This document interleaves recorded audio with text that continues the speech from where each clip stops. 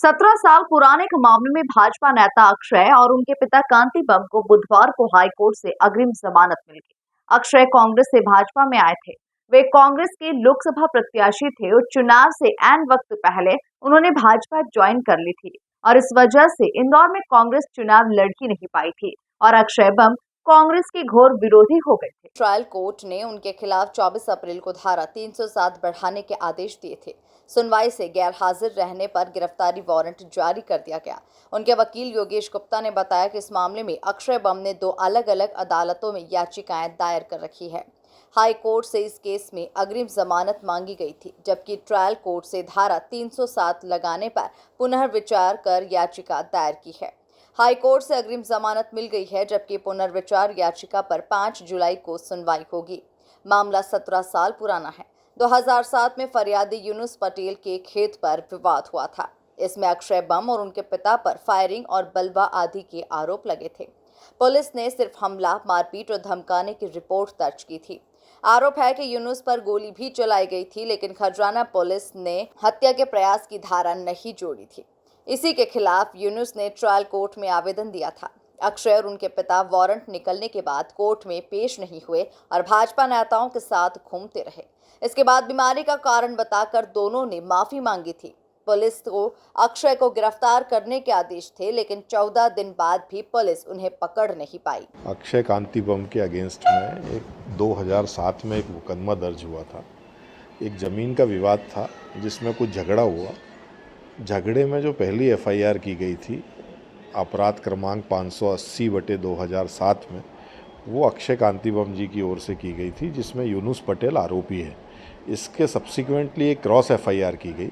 Cross FIR में 581 अपराध क्रमांक पे दर्ज थी। उसमें ये बताया गया कि ये ज़मीन पे खेती कर रहे थे, फसल कटी हुई रखी थी।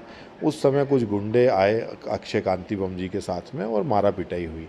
इसको लेके 323, 324 और 506 के अंतर्गत एफआईआर दर्ज की गई 2007 में। ना तो एफआईआर में और ना ही एफआईआर के बाद हुए स्टेटमेंट में 307 के संबंध में कोई एलिगेशन था, ना कोई गोली चलने का एलिगेशन था। स्टेटमेंट होने के बाद, एफआईआर होने के बाद 12 दिन बाद यूनुस पटेल का एक स्टेटमेंट आया कि उस घटना में एक बंदूक भी चलाई गई थी। बंदूक किसी अन्य व्यक्ति द्वारा चलाई गई थी और उसमें ये एलिगेशन आया कि कांति बम जी ये बोल रहे थे कि यूनुस को मार दो, ऐसे एलिगेशंस आया। इसके बाद पुलिस ने पूरी इन्वेस्टिगेशन करी। 2007 के बाद 2014 में इसमें चालान पेश हुआ। चूँकि जमानती धाराओं में चालान पेश हुआ था तो जमानत अधीनस्थ न्यायालय द्वारा ही उस समय प्रदान की गई थी। 2014 के बाद से 2024 तक ये दोनों लोग लगातार न्यायालय के समक्ष उपस्थित हो रहे थे।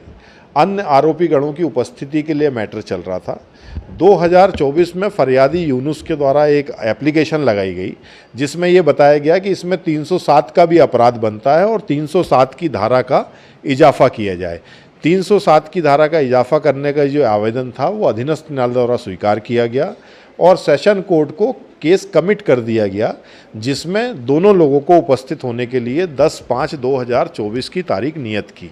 हमारे द्वारा माननीय सेशन न्यायालय के समक्ष अग्रिम जमानत का आवेदन पत्र प्रस्तुत किया गया। अग्रिम जमानत का आवेदन पत्र सेशन न्यायालय द्वारा इस आधार पर निरस्त कर दिया गया था कि ऐसी कोई अप्रेंशन नहीं है कि इनको गिरफ्तार किया जा सकता है। बाद में जब 10/5 की उपस्थिति थी, उस दिन एग्जम्पशन की एप्लीकेशन लगाई गई, जिसको निरस्त करके सेशन न्यायालय द्वारा गिरफ्तारी वारंट जारी किया गया। हमने अग्रिम जमानत माननीय उच्च न्यायालय के समक्ष लगाई। उसमें ये तर्क रखे गए कि 17 साल बाद 307 की धारा का इजाफा किया गया। ना तो किसी को कोई इंजरी आई, ना एफआईआर में, ना स्टेटमेंट में ऐसे कोई एलिगेशन थे कि किसी के द्वारा गोली चलाई गई है। माननीय उच्च न्यायालय द्वारा तर्कों से सहमत होकर अग्रिम जमानत का लाभ अक्षय और उनके पिता कांति बम जी को प्रदान किया गया। बहरहाल अक्षय को जमानत मिलने से सबसे ज्यादा निराश कांग्रेसी ही हुए, क्योंकि वो भी अक्षय को पकड़ने के लिए तमाम प्रयास कर रहे थे, लेकिन वो पकड़ में नहीं आए और उन्हें अग्रिम जमानत मिल गई। इंदौर से द नेशन टाइम रिपोर्ट।